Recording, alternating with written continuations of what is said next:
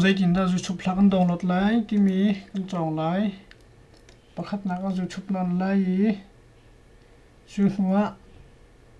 khi con YouTube non mi hen ở trong link address thì mi để con trong cái điều mi www.youtube.com thì mi he mi copy nó tụi việc lại cái tin đã copy nó tụi lại thì sẽ chọn double click chú hoa vang phim ra video vang phim kin right click nó mi lại copy nó mi lại chú hoa chọn khi con để nó kill thì available con tí nó mi lại page đăng nguồn ôn nạc xe mi thằng lại chúng nó cái link address điều nó không chọn lại hạt thì cả khăn giấy đã nó tiền là thì sẽ chấm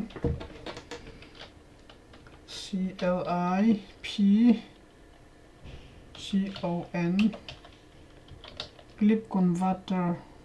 clip converter dot cc tìm nó tiền lại chứ không ạ enter mi lại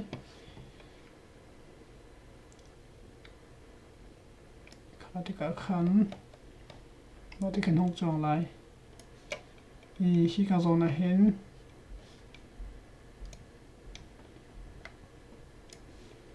media URL to download thì mi khá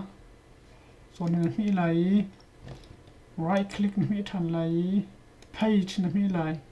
ở tụ này khi cả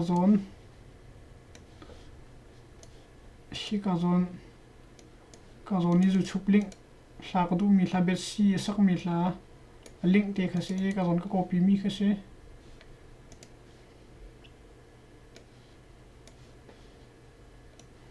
chứ nó chân page nó tôi nó cái continue thì mình phải lại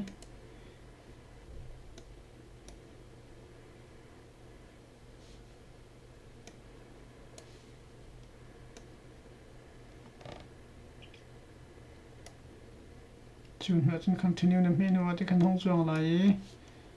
start thì mình phải thằng lại start mình phải lại click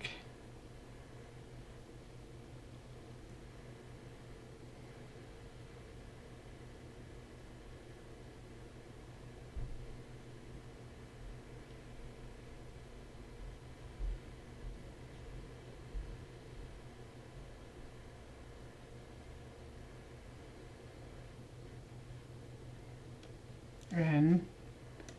chúng ta sẽ download thì mình phải thằng cái lại khăn ai download lại ở trên kia ở chỗ mà trong tăng lấy kiểu thế khi cái đi khăn mà cái download lại ở đi in nó computer nó cái lại download thì mình nó dấu lại cái tí hin desktop tăng thì download thì mình dấu lại cái dòng này ở video khác số trường thì lại ý bắt thì chim cái hết mi chứ khi cái dòng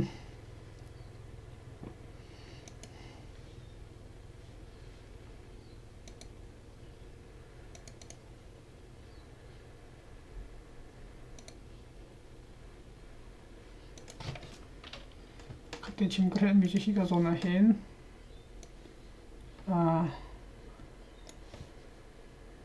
cái dòng thì hen start thì mi chuẩn start thì mình là mi làm đã vọc thì khăn cái hen team đừng mp3 mp4 phun mê music long team nó đủ sẽ cho mp3 nó mi lại music long mi trong long mi sẽ lại video mi trong mi đủ sẽ cho mp4 nó mi lại